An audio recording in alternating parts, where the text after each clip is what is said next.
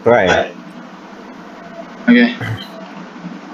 Bismillahirrahmanirrahim. Assalamualaikum warahmatullahi wabarakatuh.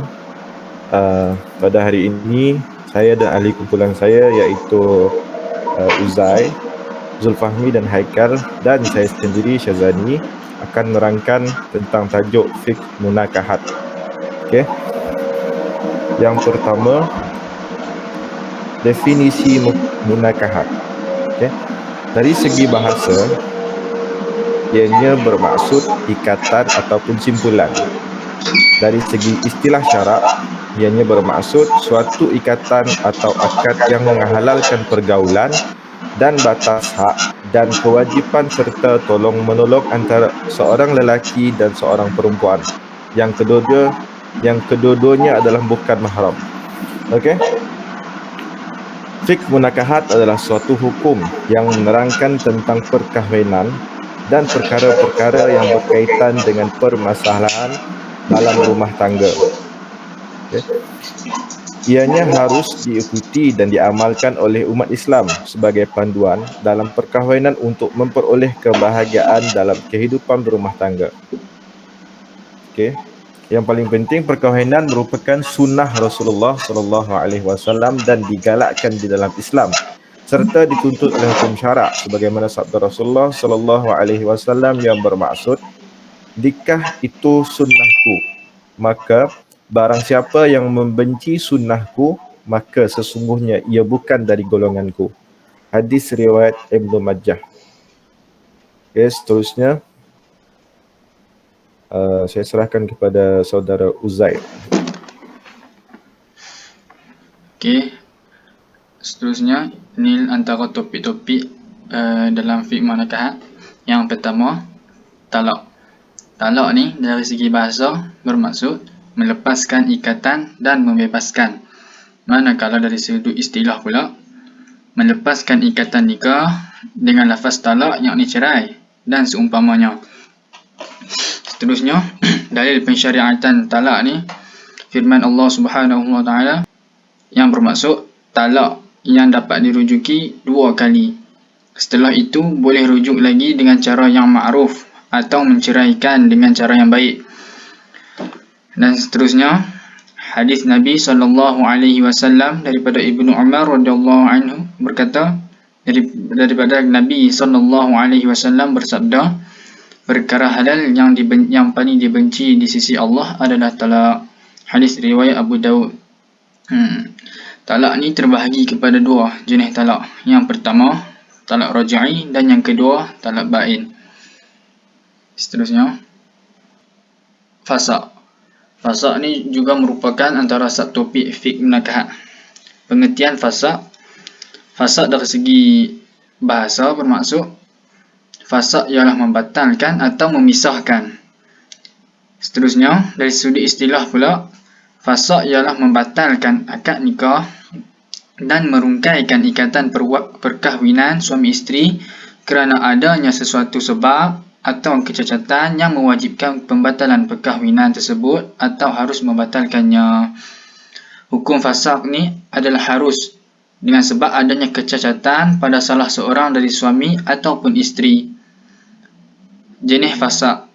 Fasaq ada 3 jenis. Yang pertama, kecacatan pada suami ataupun isteri. Contohnya, gila. Dan yang kedua, kecacatan pada suami. Contohnya, majbuk, yakni zakarnya terpotong. Dan yang ketiga, kecacatan atau aib yang ada pada isteri. Contohnya, qorna, yakni kemaluan perempuan yang tertutup dengan tulang. Okey. Seterusnya saya menyerahkan kepada saudara Haikal. Okey, baiklah. Seterusnya, khuluk. Dari sudut bahasa, ia bermaksud menanggal dan menghilangkan. Dari sudut istilah syarak, perpisahan atau perceraian antara suami isteri dengan bayaran tertentu atau ganti rugi yang berikan kepada pihak suami dengan lafaz talak dan khuluk. Allah berfirman dalam Al-Quran, oleh itu kalau kamu khawatir bahawa kedua-duanya tidak dapat menegakkan aturan-aturan hukum Allah, maka tidaklah mereka berdosa mengambil bayaran, iaitu tebus talak, yang diberikan oleh isteri untuk menebus dirinya dan mengenai pengambilan suami akan bayaran itu. Seterusnya, hadanah. Dari sudut bahasa ialah menjaga dan mendidik. Dari sudut istilah syarak, menjaga kanak-kanak yang tidak mampu berdikari dalam menguruskan dirinya sendiri dan mendidiknya dengan perkara yang memberi kebaikan kepada kanak-kanak tersebut. Satu hadis dari Abdullah bin Amru radhiyallahu anhu, seorang perempuan mengadu kepada Nabi SAW, "Wahai Rasulullah, sesungguhnya anakku ini, perut inilah yang mengandungnya, susu inilah yang menjadi minumannya, riba inilah yang meribanya. Sesungguhnya bapanya telah menceraikanku dan ingin mengambil anak ini dariku." Rasulullah SAW berkata kepadanya, "Kamu lebih berhak dengan anak ini selagi kamu tidak berkahwin lain." Hadis riwayat Abu Dawud.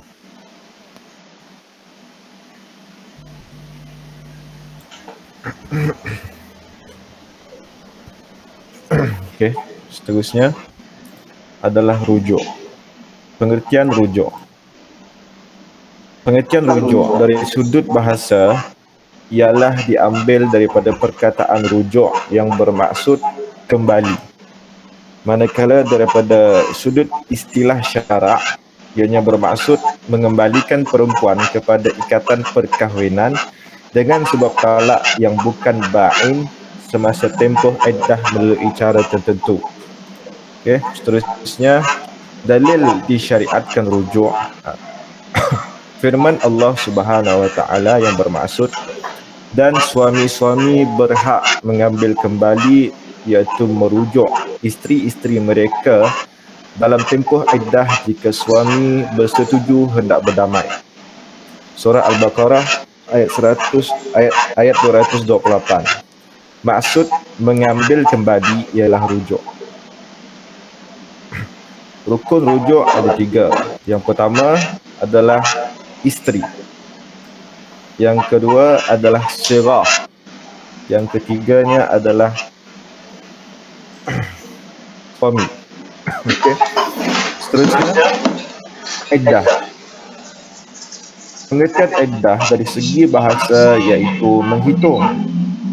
Manakala dari sudut istilah syarak ialah nama bagi tempoh tertentu yang perlu ditunggu oleh seorang perempuan kerana patuh kepada perintah Allah Subhanahu wa taala atau sebagai tanda kesedihan ke atas suaminya atau untuk memastikan bersih rahimnya, iaitu tidak mengandung.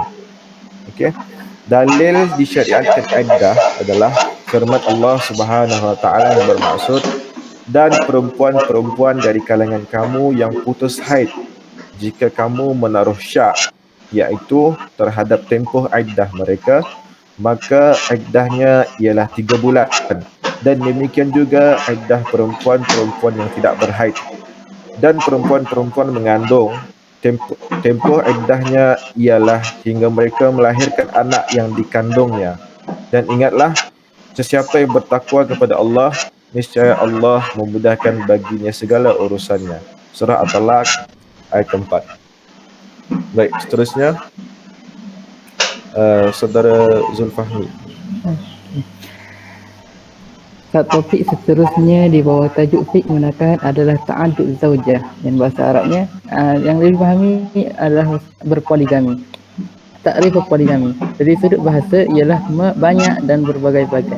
Dari sudut istilah syarak, perkahwinan lebih daripada seorang isteri dan tidak melebihi 4 orang isteri dalam satu masa. Dalil pensyariat poligami dalam Al-Quran dipetik daripada surah An-Nisa, yang maksudnya, dan jika kamu tidak akan dapat berlaku adil terhadap hak perempuan yang yatim, bila mana kamu mengahwininya, maka kahwinlah perempuan-perempuan lain yang kamu senangi, 2, 3 atau 4 orang. Hukum berpoligami adalah harus.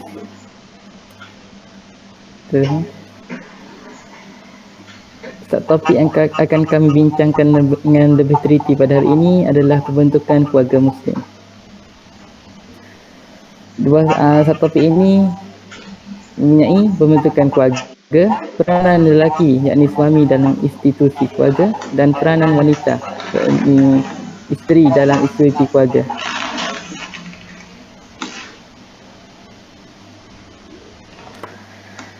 pembentukan keluarga Muslim.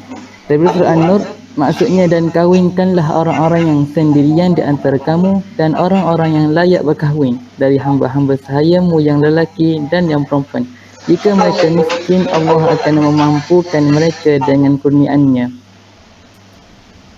Tersebut dapat dijelaskan bahawa tujuan Islam menggalakkan pembentukan keluarga Muslim adalah yang pertama, memenuhi pemikiran Islam iaitu fiqh Islamiyah. Yang kedua, memberi pendidikan dan pengajaran kepada wanita muslimah agar dapat menjalankan peranannya dalam dakwah dan kehidupan. Yang terakhir, berusaha memahami ujian yang dihadapi oleh individu, keluarga serta mengetahui solusinya. Seterusnya, asas-asas pembentukan keluarga Muslim. Sebelum perkahwinan, pasangan suami isteri haruslah mengambil berat akan isu ini. Yang pertama adalah setaraf, yakni sekufu. Yang kedua, memilih pasangan yang baik. Yang ketiga, persetujuan dan kerelaan pasangan. Yang keempat, persediaan kebendaan. Yang kelima, pasangan yang harus dikahwini, yakni pasangan yang haram dikahwini.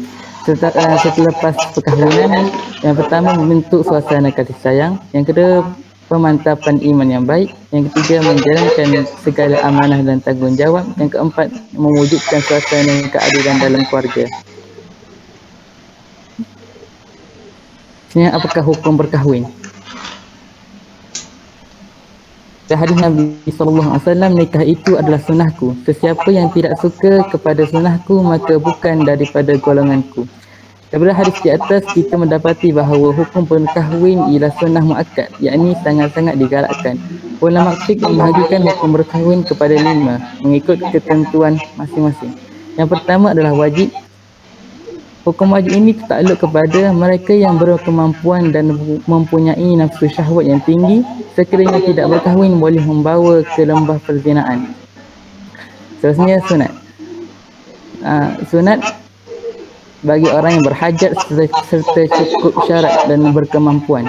Seterusnya, hukum haram bagi mereka yang tidak cukup syarat dan tidak berkemampuan serta tidak bertanggungjawab. Seterusnya, hukum makruh bagi mereka yang tidak mampu memberikan nafkah kerana sesuatu sebab. Yang terakhir, hukumnya harus. Hukum asal iaitu boleh sama ada ia hendak berkahwin atau tidak. Seterusnya, saya memberi kepada Uzai. Okey, baik. Kita masuk kepada tanggungjawab suami dalam menjaga rumah tangga. Firman Allah Subhanahu wa taala, A'udzubillahi minasyaitonirrajim. Mu'ashiruhunna bil ma'ruf. Artinya, dan bergaullah dengan mereka dengan sebaik-baiknya. Ini dengan isteri lah.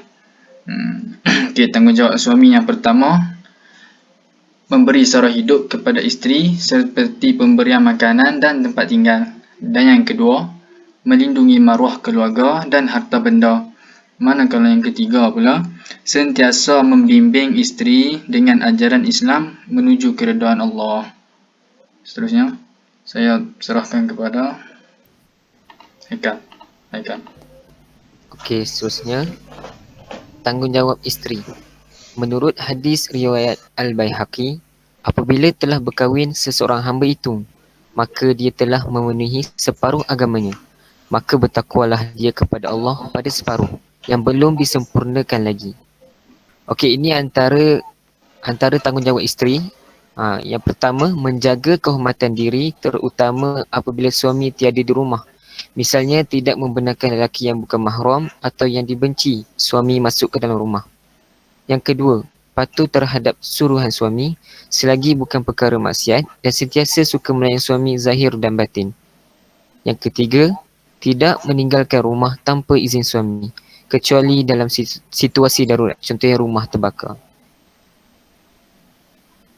Okey, sekian saja daripada grup kami, Kumpulan Hijau. Yang baik itu datang kepada Allah, yang lemah itu pada diri kami sendiri. Hakikatnya dua-dua datang kepada Allah. Okey, sekian, terima kasih. Wabillahi taufiq wal hidayah. Assalamualaikum warahmatullahi wabarakatuh.